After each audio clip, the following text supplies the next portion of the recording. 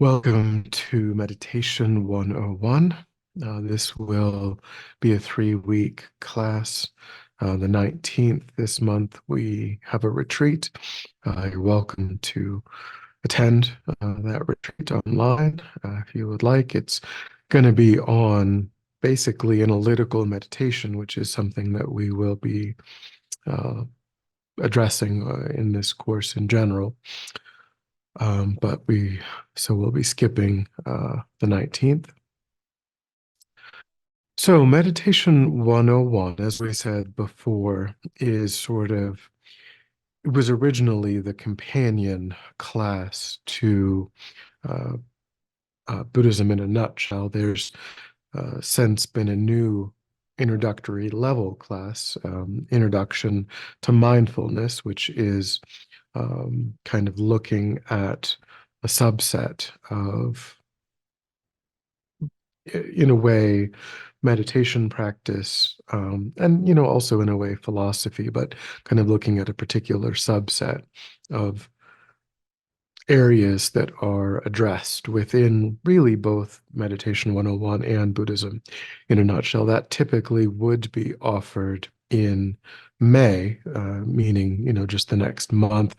However, there's only 2 open Fridays in May, so we're skipping all of May, as I think we said before. So that class will be in June with Venerable Katie. And those 3 classes are FPMT's kind of 3 introductory level classes. Okay, so Meditation 101 doesn't assume that anyone knows really anything about meditation. And as we said before, its goal, we will do some meditation throughout the class, the course.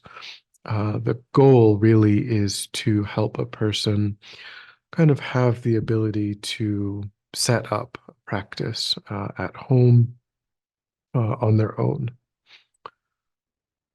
So the kinds of things you will generally be covering, is to talk about, what is meditation from the Tibetan Buddhist perspective, what to do with the body, uh, the posture in meditation, what kinds of skills does meditation tap into and require and also improve over time. And then within the context of what is meditation, what are different types of meditation? What are different? Why would a person engage in various types of meditation? Um, okay. Any thoughts or questions before we get started? Yep. It said that all of May there's not any classes, but then its introduction to mindfulness starts in June, is what you said? Yes, for on Fridays. There are things that are happening on Friday nights, but they're just connected to weekend retreats. So the normal introductory schedule isn't occurring in May. Okay. All right, thank you.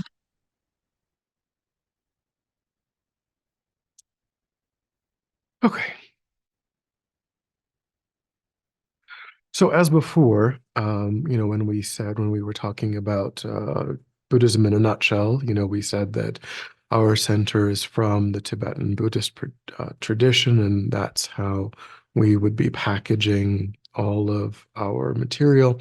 And the same is true for this class, as with all of our classes. If we were a Zen center or a Theravadan center, we might talk in a little bit different way about meditation, or we would present it in slightly different ways. But being Tibetan Buddhist, that will be the approach that we will continue to be utilizing.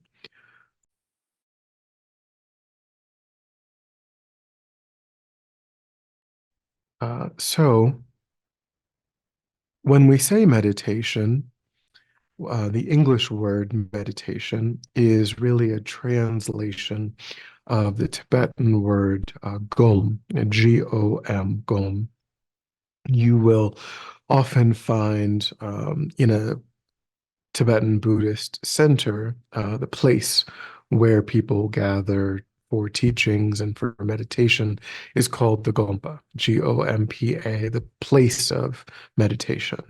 Um, and if a person sets up, maybe a room in their own house, they could be like, oh, this is my Gompa, this is my place of meditation.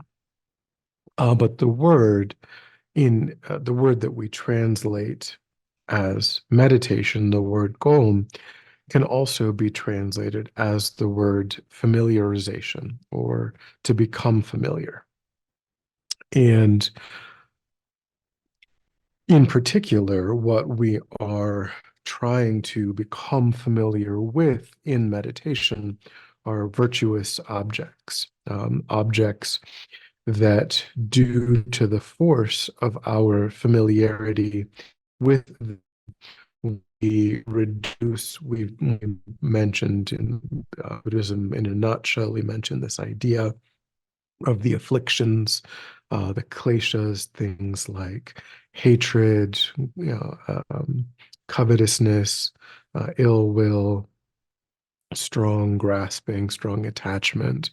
Um, so meditation is the method, the main method in Buddhism for developing new familiarities with the antidotes to those afflicted states.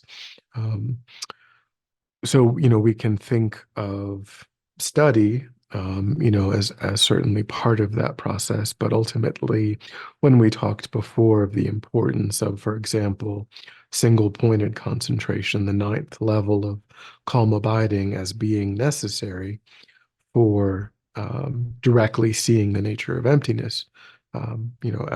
For example, we can see that meditation, and when we talked about the grounds and paths, there was the path of meditation.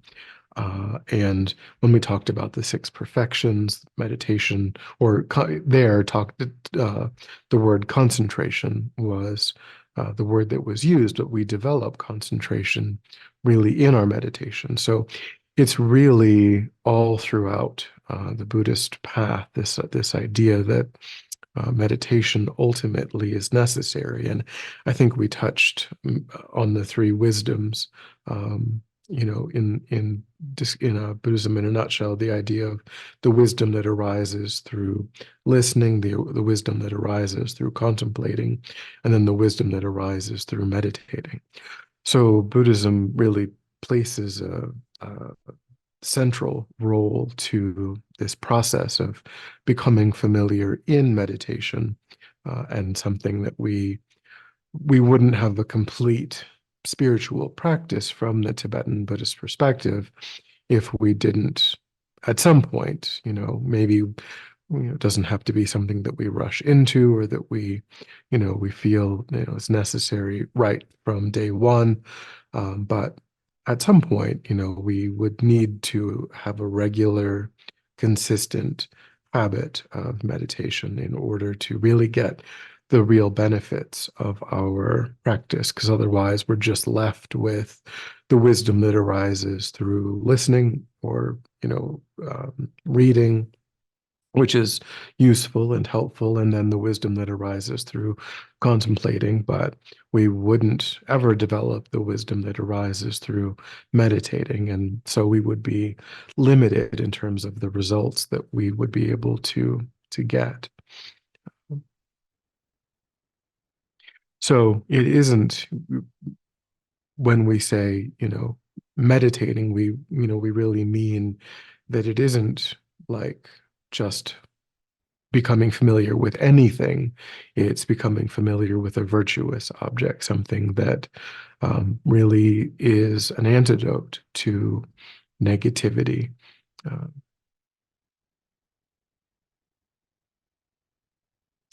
any thoughts or questions so far?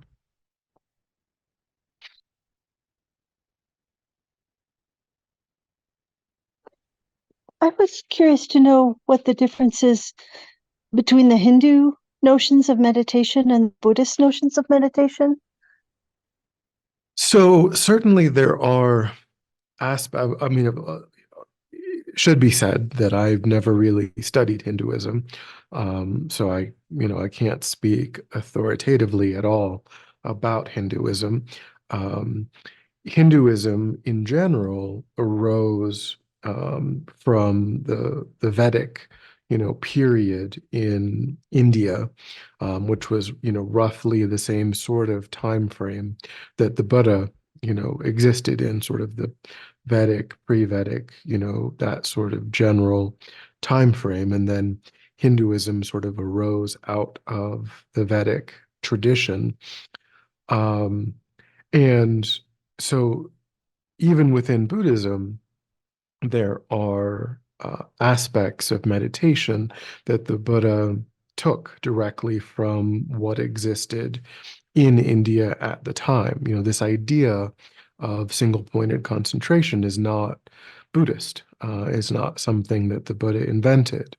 Really, anyone who concentrates their mind, who develops calm, focused attention in a organized, systematic way, regardless of whether they are Buddhist or Hindu or Jain, or Christian, or in a Jewish mystic tradition, any of those traditions, Sufis, they can, they, they wouldn't call it single point. They wouldn't call it like the ninth level of fully qualified calm abiding, but they would reach that skill in their own mind. It doesn't, that skill is, you could say, agnostic. It doesn't depend on any worldview or any intent. Um, Broadly speaking, as I understand it, the goals of Hinduism and Buddhism are, generally different. Um, there are certain philosophical distinctions, and so the role of meditation is conceived of differently, because in the Hindu tradition, there is this understanding of merging with kind of the divine, kind of becoming one with um, the divine energy. And there is sort of, to some degree, the understanding of a soul in a reified way that Buddhism doesn't have. And so the purpose of meditation is different in that tradition because the philosophical goals are different. But in terms of single-pointed concentration, in terms of objects that might be used to develop single-pointed concentration, the Buddha kind of lifted a lot of that from what existed when he was in the world, in that cultural, social um, context. But because there are philosophical differences about the nature of the self, about whether or not there is a creator, a divine, creative force, then things are employed to serve different goals.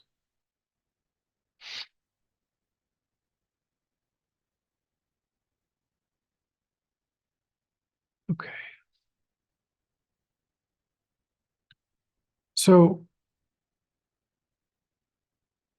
in general, what we would say then is, because we mentioned this idea of, in the last class and then tonight, this idea that, presently we are already familiar with states of mind that are not ideal, like jealousy and ill will and so on. Those are tendencies, those are habits that we are familiar with, and we're becoming more and more familiar with. We're, in a way, we're practicing those habits, unintentionally, because we find it easy. It comes easy to the mind, for the mind to move into jealousy, for the mind to move into ill will, and so on. We don't find it as easy to move into loving kindness, to move into compassion, to move into generosity and patience, and so on. And so that's really the goal of meditation, is to replace these existing familiarities that are already in the mind with new habits, new familiarities that act in opposition to those not so positive tendencies and habits that the mind is currently deeply familiar with, to cultivate um, new ways of responding to things that happen, and new ways of perceiving things and framing things.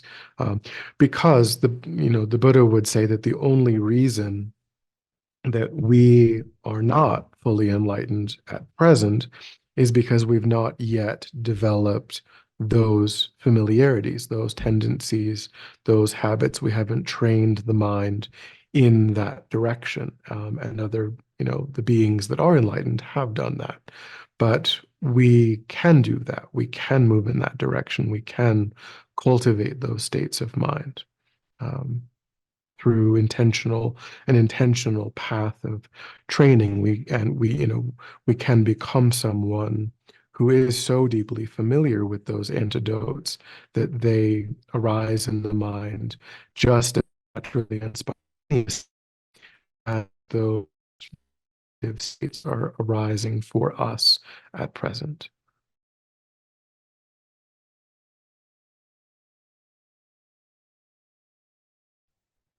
So we so the meditation is very different from kind of the side effects of meditation that it's often associated with. It's often seen as a way of relaxing, of clearing the mind, of just kind of maybe tuning out, zoning out. And that's very different. Certainly, there may be some, we may find it to be relaxing, and there are certainly a variety. Some people say, "Oh, well, I meditate to sleep better, or I meditate to have less stress," or so on. And from the Tibetan Buddhist perspective, those are all side effects of meditation. They're not the point of meditation. It isn't something that is done for the purpose of being calmer or being more relaxed or finding it easier to sleep or to deal with stress or anxiety. Those come as side effects of a meditation practice. But, and of course, if a person wants to develop a meditation practice, then that meditation practice belongs to that person, and their goals are their goals. And, but from the Tibetan Buddhist perspective, its goal is really directed at something much greater than that. Those are all just sort of considered things that happen by the way. They're not the intended consequences. Really, the intended consequences are to reduce and then eventually eliminate all of those disturbing states of mind that we've been alluding to, things like jealousy and ill will and hatred and all of these attitudes or disturbing emotions that presently are coloring our experience and causing us to suffer. So we talked about the Four Noble Truths, and how there is a cause of suffering, and there is a reason. So there is a reason why we suffer, and that reason isn't because things happen that are outside of our control or things happen that are unpleasant. It's because of the nature, what our mind is familiar with, how our mind is presently perceiving and conceiving of our experiences, and by changing that, we can put an end to suffering. And that's what meditation is meant for. It is meant for being the vehicle, really the main vehicle that we use to achieve a complete cessation of suffering, and not just, good sleep and, having sort of a better, uh, you know, making our day better. Yep. So I have heard this that meditation is supposed to help me eliminate my um these negative things in my mind. So I'm doing a breath meditation personally. So my question to you is, do people eliminate their suffering and their negative traits through through analytical meditations or through breath meditations, or is it a combination of both? Like, what is it exactly that eliminates the suffering? Like, what does that look like? hmm So ultimately, um, the goal of all Buddhist practice is to see the nature of emptiness, the nature of reality, or to see emptiness directly. And that is, so that's part of what we talked about in the last class, part of the Lam Rim, the stages of the path to enlightenment. That's sort of the last contemplation in the Lam Rim. And all of the previous contemplations in the Lam Rim are creating the inner conditions to really be successful at that.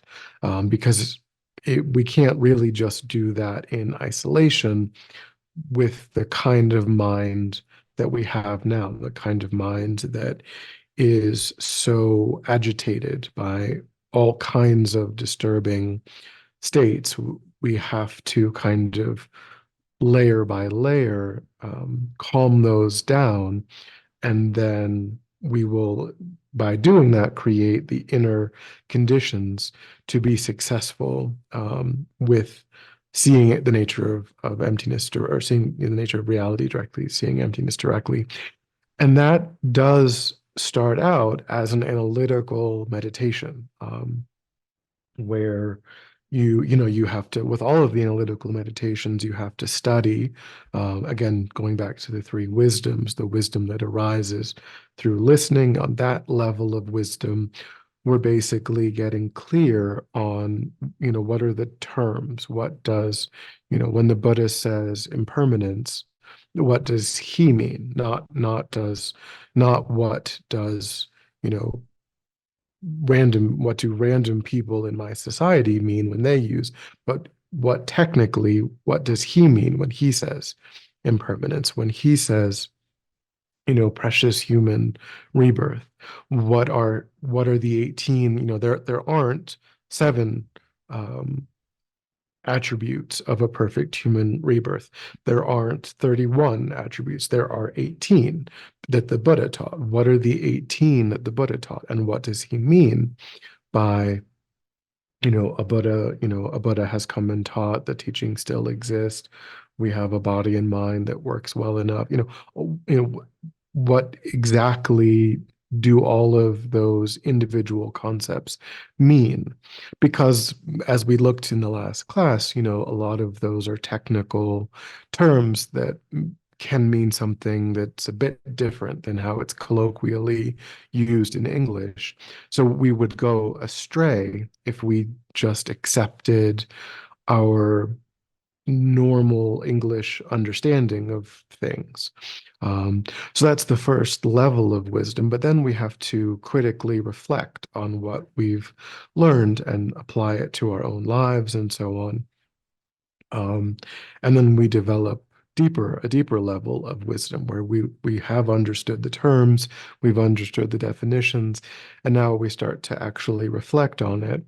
But then in meditation, we take that a step further, because in meditation, as we'll see, it is sort of specially bounded um, activity. It's not when we're just reading, when we are just, even when we're studying. Um, we might read something and then we might think about it. We might stop and think about it. But then it might remind us of something else, something that's not particularly related. And then we might kind of indulge in that train of thought. Um, because it could be another virtuous thing, right? It could remind us of a different, kind of useful spiritual topic. And so we might just start thinking about that topic. But in meditation, we don't do that. In meditation, even if we start to go in a direction that's also virtuous, that's also beneficial, it's not the topic that we decided to meditate on. It isn't, if we're meditating on precious human rebirth, for example, then we're not meditating on death and impermanence. And if we're meditating on death and impermanence, we are not meditating on precious human rebirth. So we bound what we are doing and we keep coming back to the object. So it's a more specialized activity in that way. So it's also necessary to engage in that. Um, and so breathing meditation in particular, that is something that can lead by itself. A person could just do that. And by doing that, they could develop single pointed concentration. Just like I said, because single pointed concentration is agnostic. It doesn't depend on what a person thinks about or understands the nature of the self to be, the nature of reality to be. It's just what happens if a person concentrates their mind on a chosen object for a long period of time, again and again and again. They will inevitably, unless there's something, maybe some illness or something, they'll get to the point just through repetition, their mind will become the kind of mind that has single pointed concentration. But that's all you can really, I mean, you can go even further than that. There are absorptions that are deeper than single pointed concentration that you can also develop. And you can do that even still with just breathing meditation. Um, but that's it. You won't become more familiar with all of the analytical antidotes. You won't become, I mean, to some degree, you when you develop single pointed concentration, I mean, that's an exceptional kind of capacity of your mind.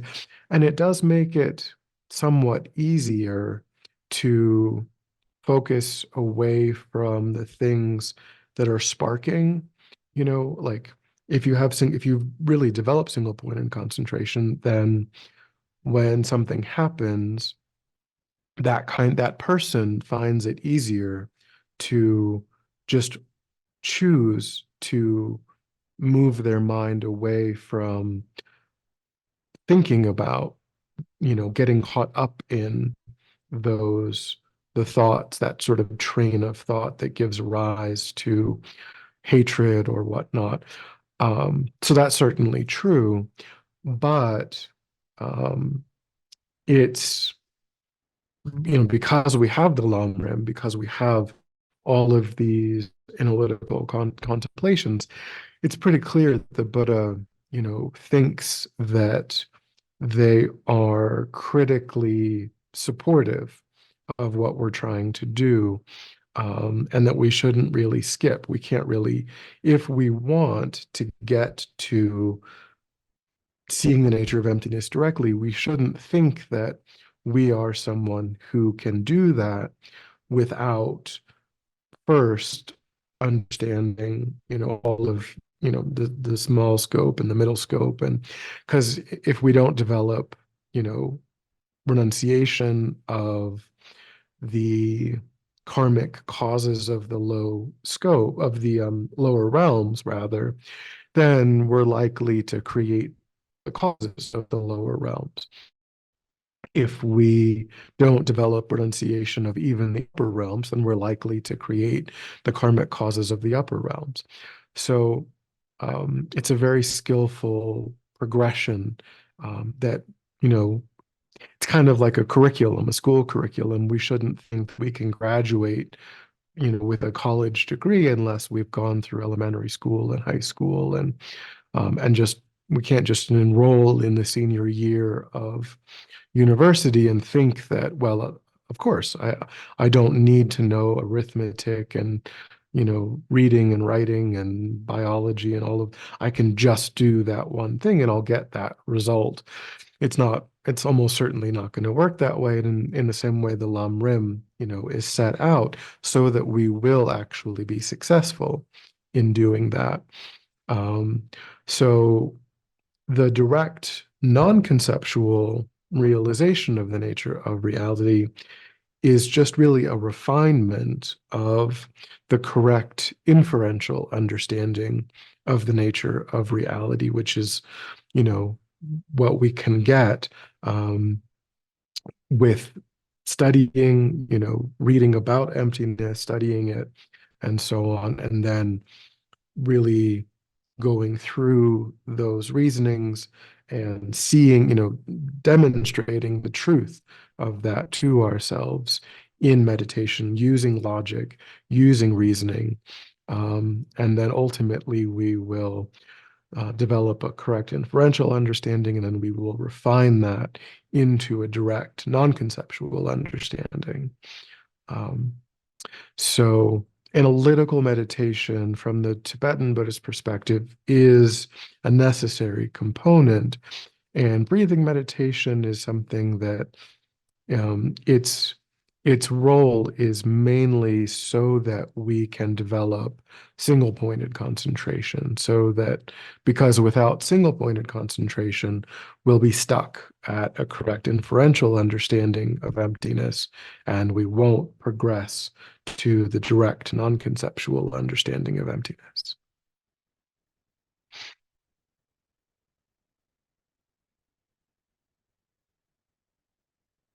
Any other thoughts or questions?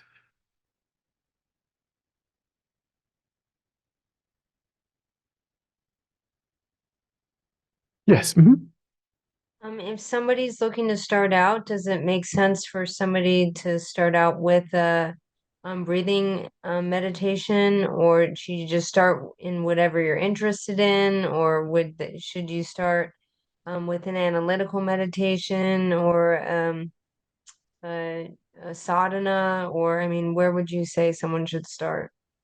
Yeah, I mean, honestly, I would just say to start with whatever a person is gravitating toward, because I Okay, would say in the very beginning, the most important thing is trying to develop a regular habit, trying to get okay, to the point where, you know, you don't have to, you know, meditate every day in the very beginning, but you want to get to the point where you will meditate every day.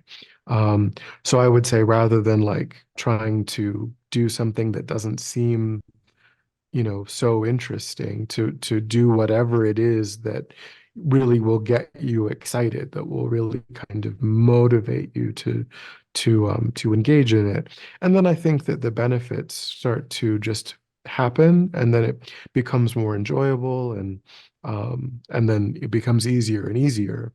But I would say rather than thinking that there's a right or a wrong way, to just do what you gravitate toward. okay, thank you.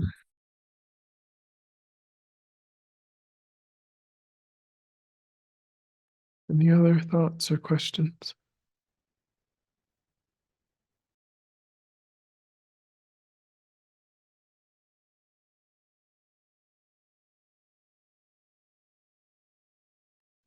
Okay, so now we will talk about, if we are going to meditate, we will talk about the posture. And this is called the 7-point Varochana posture, or Vajra position. Varochana is a sort of celestial Buddha who is known for or is associated with meditation. Um, but the seven point Vajra position or meditation posture is what it's called. And so there's 7 parts of the body that we are trying to put in a particular position. Now, there is, of course, the ideal that's being described, and then there are variations that are also reasonable and possible. The ideal, requires a great degree of flexibility. It's very, very difficult for most people. Um, and the only, so a person can, of course, start out with a variation, and then they can make effort over time to move toward the ideal. The only real way that is talked about in Tibetan Buddhism for doing that is to try at the very beginning of your session to try to approximate the ideal from wherever is more comfortable for like a few seconds. Um, and then go back to the variation that you're using. And then the next time you meditate, to add a couple of seconds and so on, like that. Basically, sort of like you're basically sort of progressively stretching the body, really, um, in that way. Yoga is probably also helpful, but that it's not, that is a Hindu system of movement, so it's not taught explicitly in Tibetan Buddhism. But it probably is helpful if a person was into it. That probably would, because again, it's also a meditative tradition, so it's certainly, I would think, helpful. Um, but really, it's the legs of all of the different parts. It's the legs that are the most difficult to put into the ideal position. So when we talked in the last class about the idea of the stability of the position being why it's important, because that we mentioned that at the higher stages of meditative absorption, there's a relaxation response that happens in the body, and you want the body to be very stable. So we kind of did, I think, look at the 7 point posture a little bit, but maybe not in so much detail. Um, so we'll look at it in a bit more detail. So the idea is that you're seated on a cushion on the floor. That's kind of the general idea for a starting point. Um, so if we assume that, then we would start by thinking about what are we going to do with our legs when we're seated on using a cushion on the floor. So the full Vajra position with our legs is to have each foot resting on each opposing thigh, um, which is, as I said, very, very difficult to actually pull your foot up and have it actually resting on your thigh. The opposing thigh is quite a feat of flexibility. So, but it is the most stable position to be in. It supports the body better than any other position. Um, so, the second is what's called the half lotus, where you're cross-legged and one foot is on the floor under the opposite leg, and the other foot is on top of the opposite thigh. So one of your 2 feet is still resting on the opposing thigh, and the other foot is tucked in underneath on the floor. That's the half lotus. Again, so it's not as stable as the full lotus or full Vajra position, but it's more stable than the third option, which is just normal cross-legged position, which is really honestly what most people are going to do. They're going to just do normal cross-legged position. But again, like I say, what you would do is you would start, if you were interested in trying to make some progress, you would start in the normal cross-legged position, and then you would take one of your feet and try to move it sort of in the direction of the opposing thigh, as best you can. And of course, making sure that you are not in pain, making sure that maybe there's a little bit of discomfort because you are stretching something that isn't, doesn't really want to stretch. So there may be a little bit of tension, a little bit of discomfort.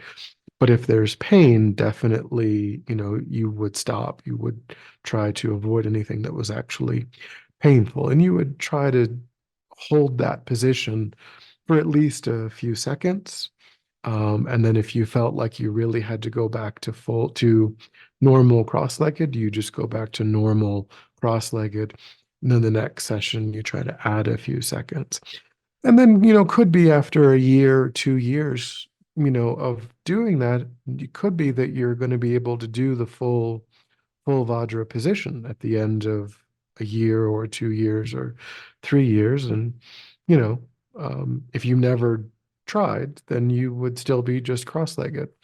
So it can seem like slow progress, but you've got your whole life, after those 2 years or 3 years. And, so that's kind of the process that is described. So one of those three options is how you want to be dealing with your legs. Of course, if you feel like even the idea of a cushion on the ground isn't possible, some people do need a chair. And of course, there may be days when you need a chair, when, maybe you're on the floor sometimes and you're on a chair other times. So if you are using a chair either consistently or occasionally, what you want to just make sure is that your feet are supported. You want to sit a little bit more forward in the chair rather than kind of really leaning on the backrest. Um, and you want something under your feet, perhaps, so that your feet are not dangling, that they're very supported, um, you know, flat on the ground. So you don't want to, in that scenario, you do not want your legs to be crossed, even at the ankles. You want your feet flat and maybe something underneath them to give them support so that you're not kind of uneven compared to the chair and the floor and all of that. Um, okay.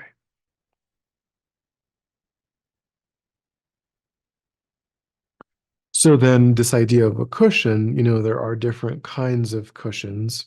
Um, and that's really just personal preference.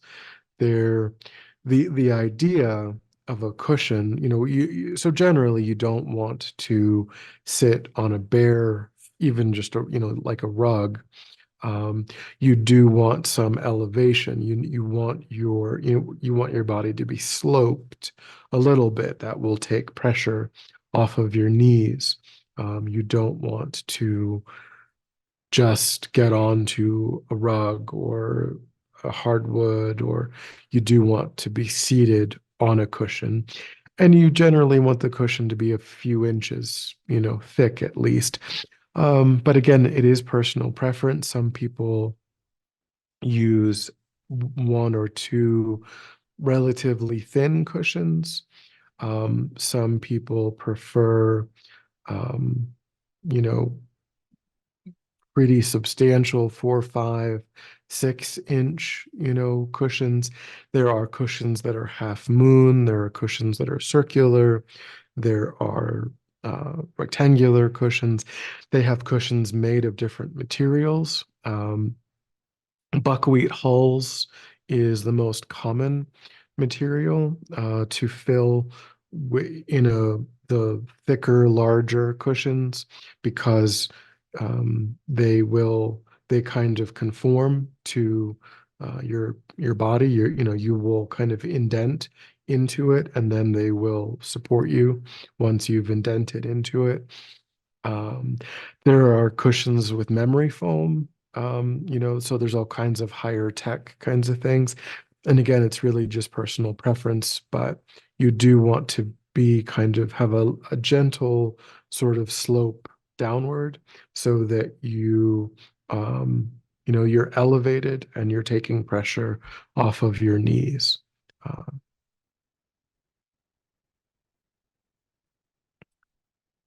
okay, any thoughts or questions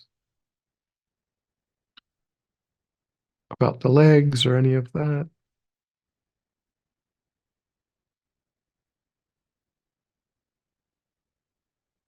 Okay, so once you figured out what you want to do with your legs, then the most important part of the position is your back. So, kind of moving upward. Um, you want your back to be straight. You really want to try to maintain an awareness because that is also, a lot of these aspects of the posture are going to be new, and you, you know, when you're doing it, there's going to be small stabilizing muscles that are going to get fatigued. And there's going to be a little bit of discomfort unavoidably. Again, so we have to be sure that we're distinguishing between discomfort and pain and thinking, okay, well, I'm using things I don't normally use. I'm supporting my weight in ways that, so a little bit of discomfort is okay. But if something feels wrong or if it feels painful, then you need to make an adjustment.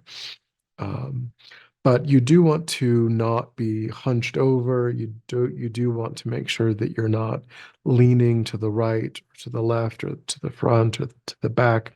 That one instruction that they give is to think of, there's two instructions that can be helpful, two visualizations that can be helpful. One is to think of a beam of light that goes straight from the tailbone all the way up, through the top of the back of the head. So thinking of this column of light. And you don't want that column of light to be in any way, bent. You want it to just be a totally vertical column of light. Another visualization is to think of that column of light like a stack of coins. And that so if you're leaning forward, if you're leaning back, if you're leaning to the side, if you're kind of hunched forward, then that stack of coins is going to topple over. And you don't want that to happen. You want that stack of coins to remain in in a column. So those can be helpful ways of um, thinking about because as I say, as the session goes on, there's going to be an inclination to relax a little bit and to begin to be a little bit more hunched, to lean in a direction. And you really want to make sure that you're not doing that. You want to stay nice and upright the whole length of the session. So then going along with that, you want your chest to be open. You want to have your shoulders, a little bit kind of not like pressed back, but also not like rolled forward. You want them to be nice and open, and just sort of, you know, in line with everything. Um, and then what you want to do is you want to take your right hand and put it over your left hand with the palms upturned like this, and then the thumbs gently touching. And you want that to be up against the body, up against the stomach. So you want to let your stomach go ahead and hang. You don't want to hold that in with any tension. You want to just have a soft belly and let that hang. And then do this, but right up against, so not like resting more toward the knees, not resting in the middle of the thighs, resting right up against the belly, um, in in the lap. That's the ideal way of handling your arms. Um, so then here again, you don't want to tighten your arms against your body, like intentionally, and you also don't want to push them out intentionally. You want to kind of just let them, you do want to have some space, some air circulation around your arms and so on. Um, but you just kind of want to make sure that things are kind of loose and upright and straight and stable. Um, so you're not squeezing and you're not like flexing. It's just sort of it's it's kind of like the body is sort of falling into place. It's kind of like everything is just kind of like the skeleton of your frame is just hanging on itself in a really, really stable way. Um, any thoughts or questions about the arm, the hands, the arms, the back?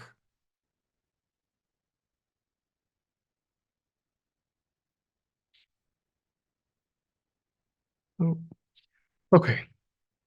So continuing to move upward, then what we want to do with the head is we don't want to be looking, up, and we don't want to be looking straight down, but we do want to have a very gentle, slight downward slope to, so we do want the chin to be ever so slightly kind of just tucked a little bit. So we're not looking at the ceiling, we're not looking like directly down at our knees, but kind of more so where the eyes are naturally directed, um, kind of at an angle in front of the body, a little bit kind of in front of the body, just by gently tucking the head in from, kind of normal.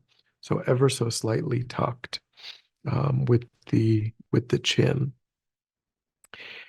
And then with the eyes, in a way, that's also personal preference. Um, in general, the general instruction is that you want the eyes to be slightly open. That's generally ideal. So they're not tightly closed, but also they're not like widely open, but you want kind of a slit of light. You want the eyes to be, you know, resting, but that there's light coming in at the very bottom of the eyes, um, because that will help you to remain alert, if your eyes are not fully closed. Some people struggle with that, and they really prefer that their eyes be closed. You know, if so, you kind of have to play around with it. The What's important is I would say, the amount of light that is coming in to your eyes.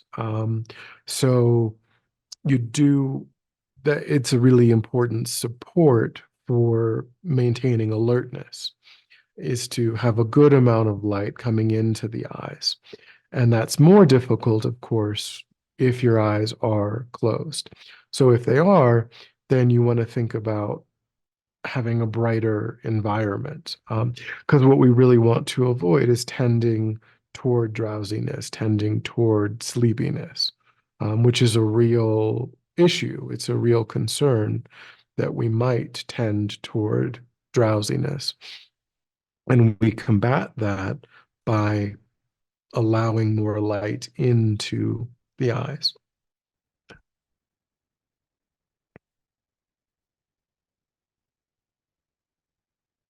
So those are essentially the important points of what to do with your body in meditation.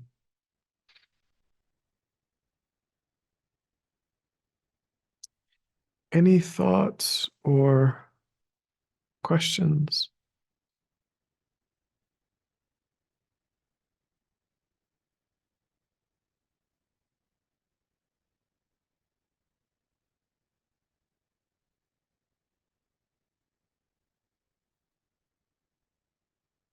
Nope.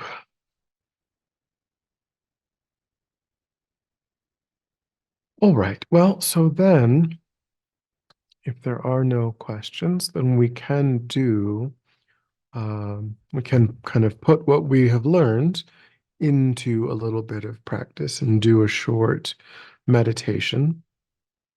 Um, and so this will be a breathing meditation. And with this, we will, well, you have an option. One option is to count, silently, mentally, to count each exhalation. So you breathe in, you breathe out, that's one. You breathe in, you breathe out, that's two. That can help you to stay focused. Um, so typically you would go up to, somewhere you could say maybe up to 5 or up to 10, and then you would start over again. You wouldn't just keep, like 101, 110, you would just go up to maybe 5 or maybe 10 and then go back to 1. You can try that. Some people, it's more distracting to count. Other people find it helpful to count. There's no right or wrong answer, but if you do find it helpful, then it's an option. And you just want to say it mentally rather than out loud. Um, okay, so, and it doesn't really matter how you are situated. If you can't get to a cushion or the floor, then again, you just think about supporting, maybe putting something under your feet, getting some support with that. But you want to try to adopt the other aspects, so a straight back, you know, the arms, the hands, etc. You want to try to put those aspects of the posture into place. So we'll take a moment to settle the body to get into a stable, comfortable, upright position. So our feet are flat and our back is straight. Our torso is open. Our hands are in our laps, right over left, with the palms upturned and the thumbs gently touching. Our eyes are gently closed or slightly open. And we have a soft, unfocused gaze, just slightly downward. And we're just letting the body fall into place. And we're trying to maintain an awareness of not slouching, not leaning, just letting the body find its own place, letting the skeleton of the body hang in a stable way. Just take a moment to kind of situate.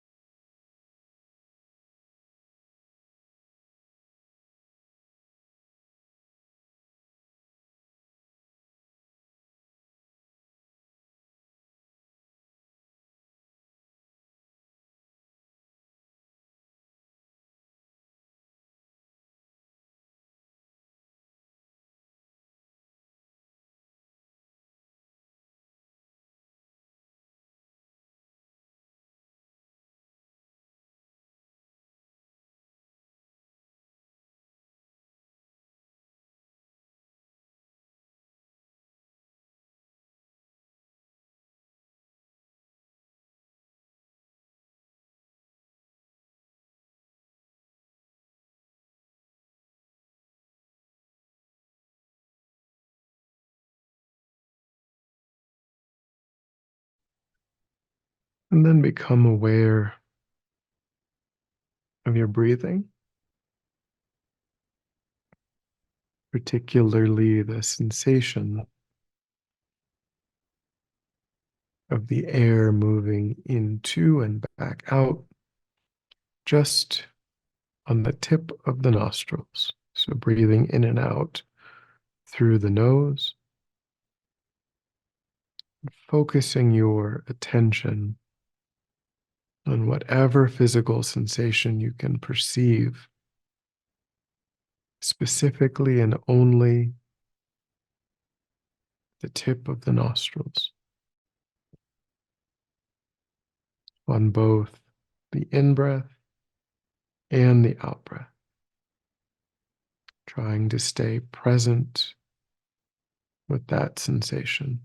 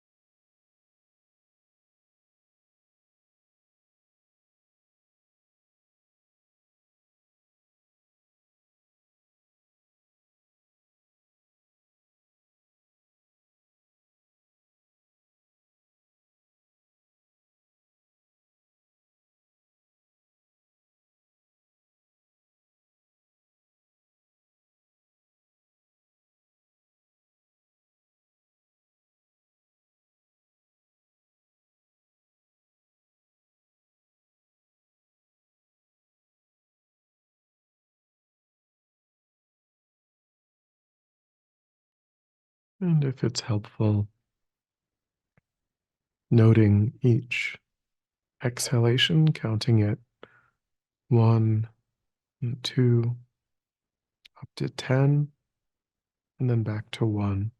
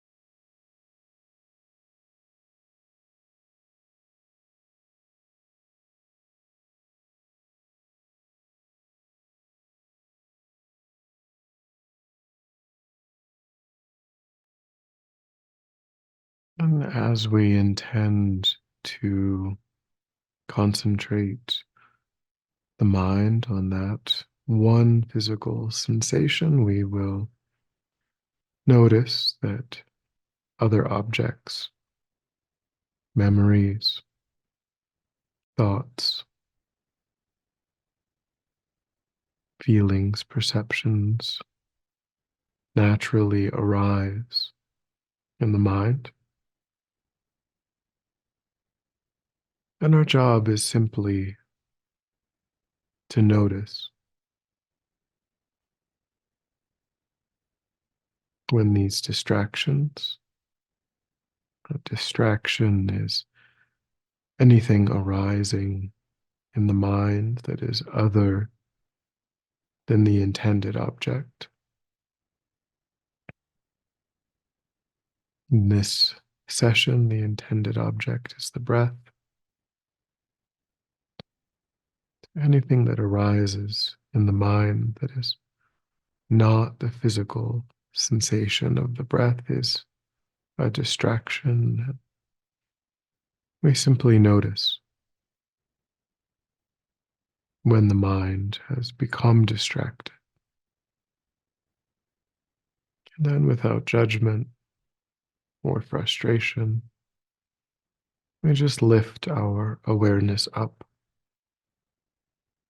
from those distractions and place that awareness gently but firmly back on that physical sensation of the breath. Repeating that process every time distraction arises.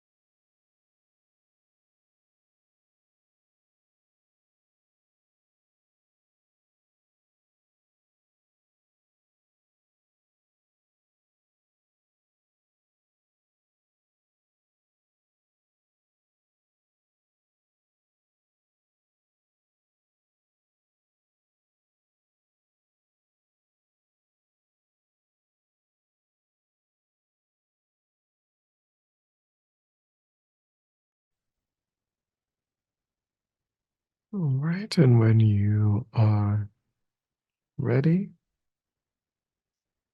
you can gently let go of the object, become aware again of the room, bring yourself into a more active state.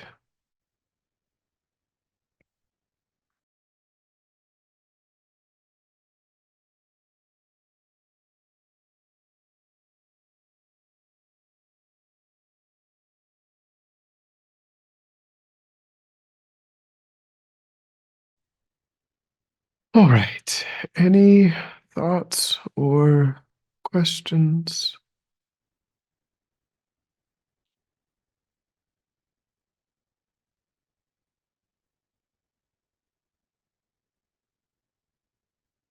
Nope. So that kind of technique, a breathing meditation, there's, sutras of the Buddha where the Buddha taught, mindfulness of breathing. Um, and so it's the one advantage of using the breath or taking the breath as the object is because if we are alive, then we always have the object of the breath. We doesn't matter whether we're traveling, whether we're in a hotel, or somewhere else. We don't have to bring some object with us. We always have the physical sensation of the breath to concentrate the mind on. So it's a particularly useful object in that way. And it's also, as you observed, it's quite subtle. That physical sensation requires, a higher degree of concentration in order to, really cause it to arise, clearly in the mind, because it's not a very loud, signal to the mind. It's quite gentle, it's quite subtle.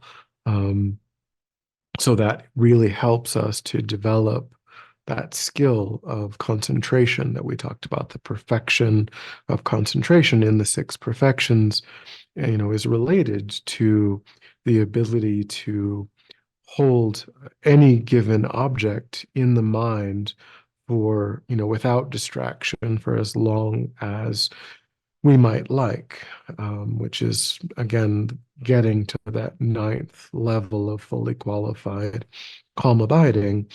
And so, but of course, it can seem like for us that when we try to do that, it can seem like mostly there was distraction.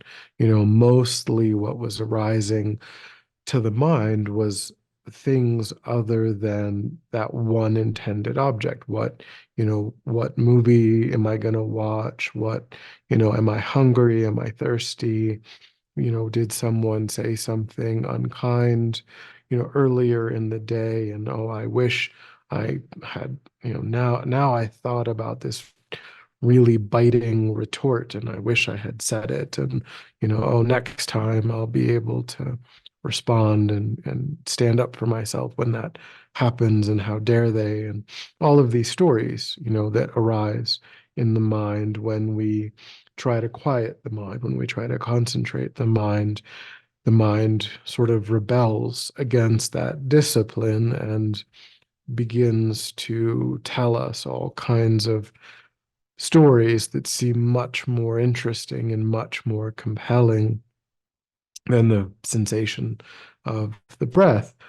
Um, but there really isn't any process of developing concentration that is other than the noticing of distraction and the moving of the mind back to the intended object.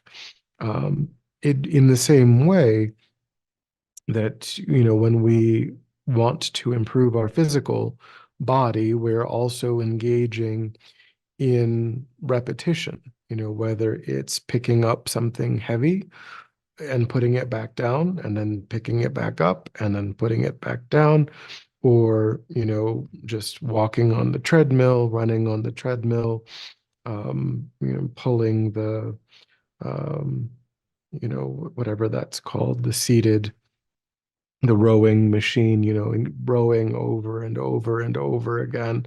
it's very repetitive.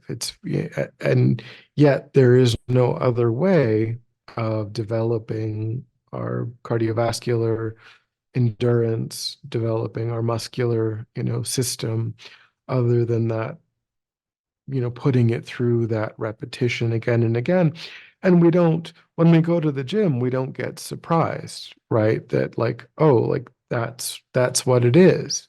We don't get, we maybe get, a little bit, we might get tired, we might get, you know, but we understand the process. We understand, oh, I am going to the gym and it is going to be, kind of doing the same movement again and again and getting better at it over time. Next week, 6 months from now, a year from now, I will be in a different place. I will be able to go further, to go faster, to lift more weight, because I've trained my body through that repetition, and because I understand that, that sort of, you know, stimulus, engaging in that stimulus again and again is the mechanism that I'm using to get better.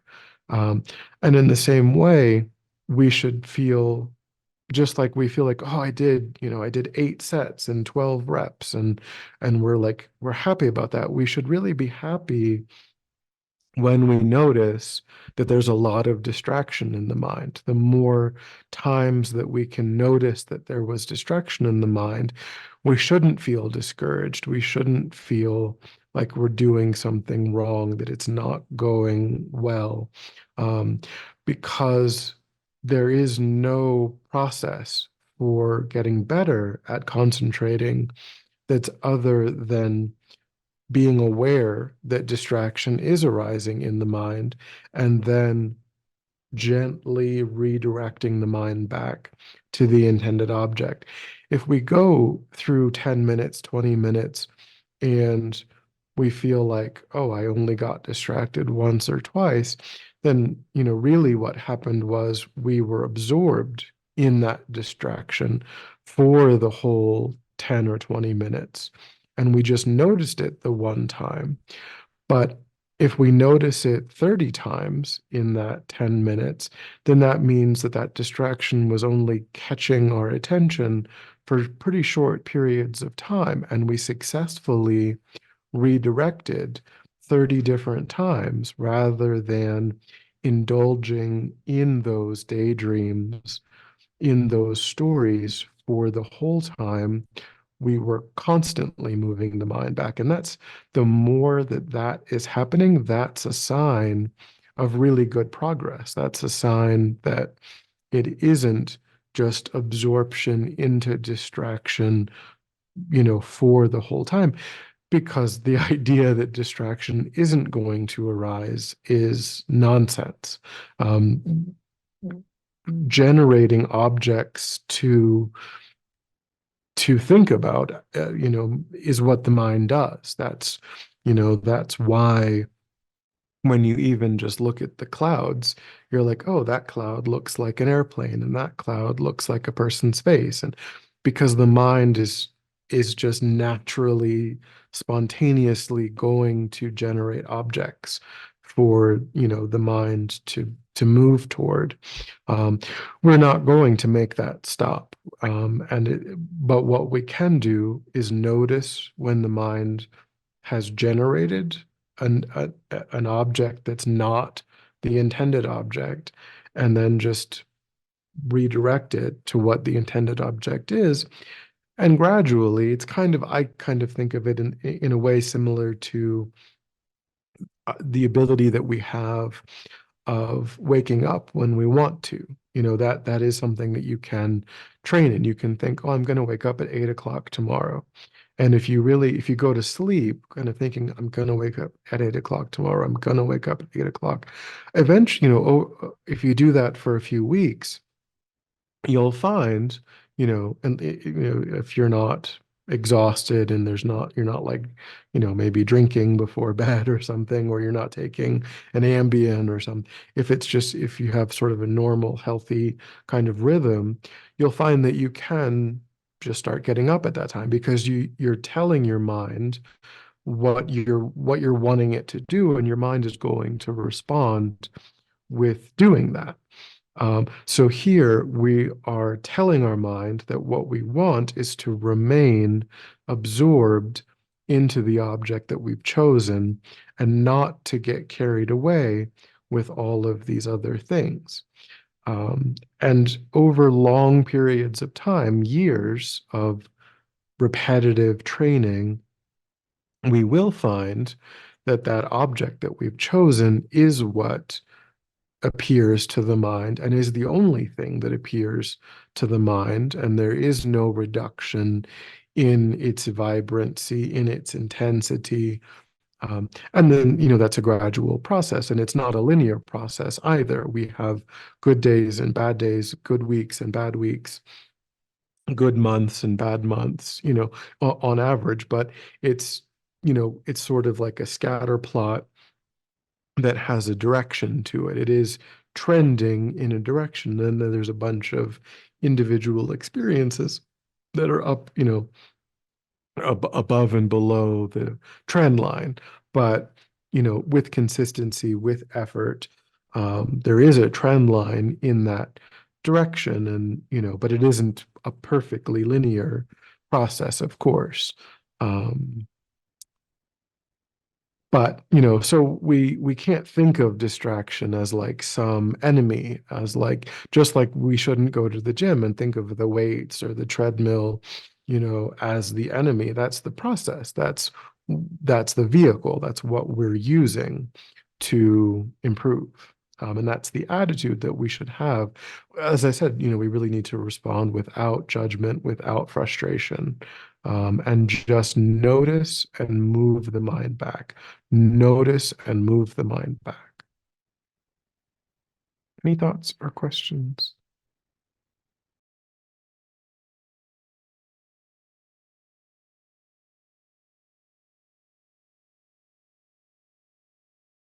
Did you have your hand up? I'm sorry. I looked away for it. I wasn't sure if I saw.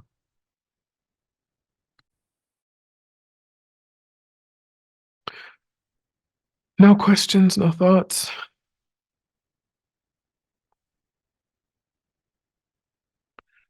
I think that's good for today. But if there are any points of confusion or any questions, we can address them. But otherwise, I think that's enough of new material for today. I just wanted to check. Did I miss a class? Because I was going to go back and see if I could find it on YouTube. No, no, this was Huh? the Okay. first in this. And so we'll meet next week, and then we'll skip the 19th, and then we'll meet the 26th. And it'll be a 3-week class. Okay. Excellent. Thank you.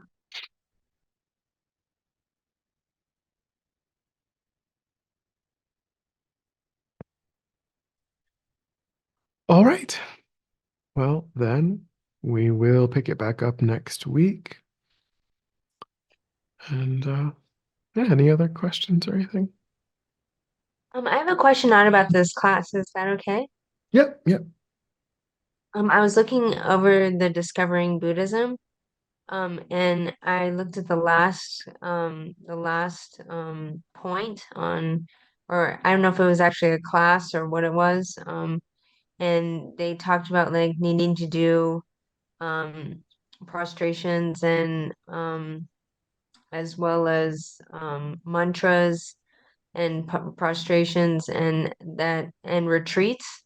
There was a certain number of requirement, and then they broke it down and said that that it breaks down to 2 to 300 um 2 to 300 prostrations in a day that someone would have to do in order to um in order to keep up about that.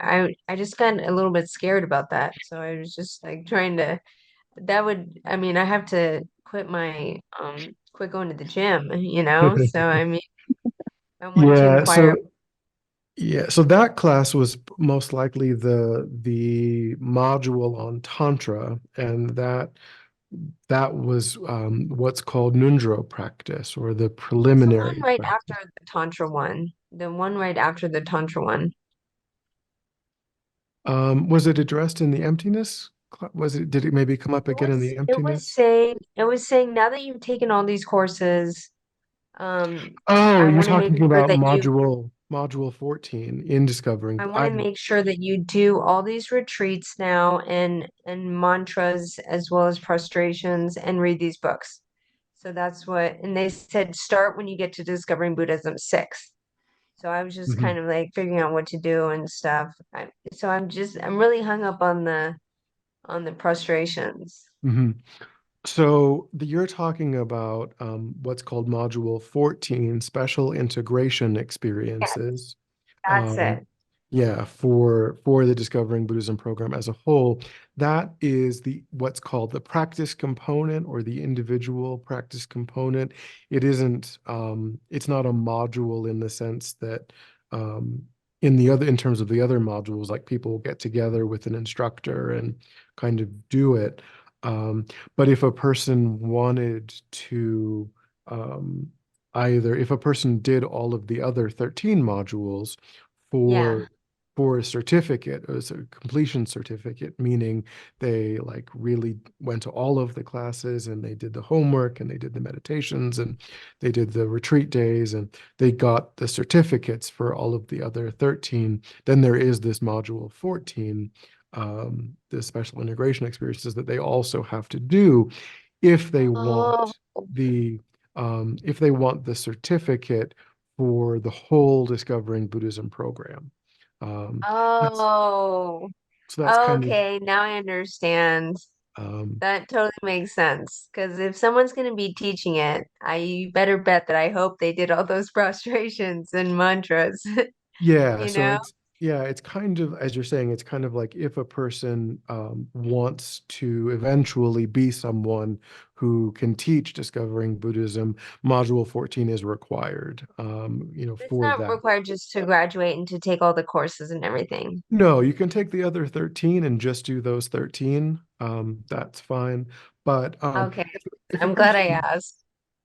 yeah, I mean, and so if a person does want to, I mean, the practices that they're talking about, they are sort of standard. They are Nundro practices, as I was saying. They're um, 100,000 prostrations in the context of the 35 at the end of this month. Well, we talked about how we do one of those. We do Vajrasattva at 9 o'clock here at this or online from 9 to Yeah. 9:30. One of those preliminary practices is Vajrasattva. So you have to accumulate 100,000 recitations of the long 100-syllable mantra of Vajrasattva in the context of the four opponent powers. So, meaning that you can't just recite the mantra, you also have to generate regret and reliance and resolve and the remedy. And so you have to do it in the context of a practice. So it doesn't count if you just recite the mantra. You also have to be generating, the four opponent powers. Um, Yeah. but you you don't have to do either of those. So that's one, the 100,000 Vajrasattva, 100,000 prostrations is in relation to the 35 confession Buddha practice, which briefly we talked about in the other in um, Buddhism in a nutshell.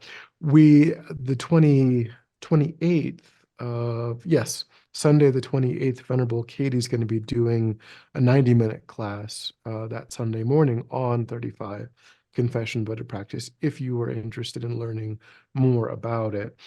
Um, with either of those, What's the you date of that you said?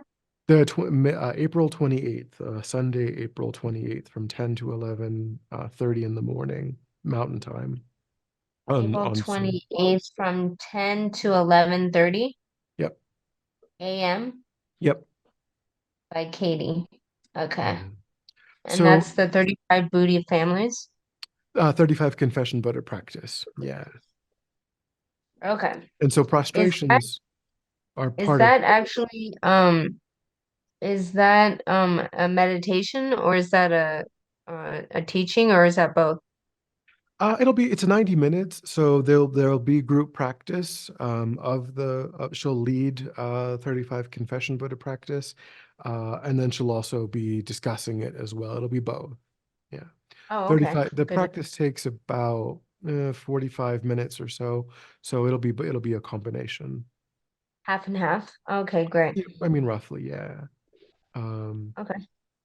yeah. So, I mean, it isn't really net. So I mean, the idea is that you want to accumulate 100,000 recitations of the long Vajrasattva mantra. You want to accumulate 100,000 prostrations, and those are physical prostrations. So Physical, yeah. Um, but you don't, it isn't strictly necessary to do those in a particular time frame. There is a three-month retreat for Vajrasattva that some people do. There's maybe a 3-month retreat for, or sometimes 6-month for prostrations.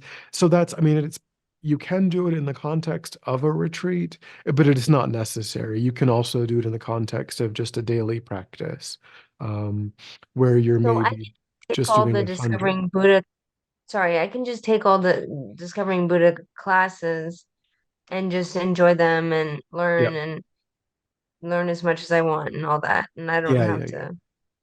I don't Yeah, have I to mean, choose. those are both purification practices. And so purification practices are just good to do, just, in general. Um, but you don't, and it's nice to think, well, in my lifetime, I'll do 100,000. Like I'll do 100,000 before I die, isn't, kind of a nice goal.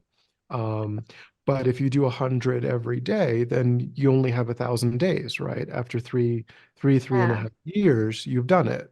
Um, you know, yeah, yeah. Very cool.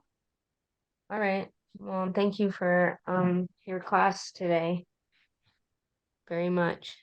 all So I will see you next week. right. Yes, Uh, thank you, Venerable. That was excellent. good Yeah. weekend.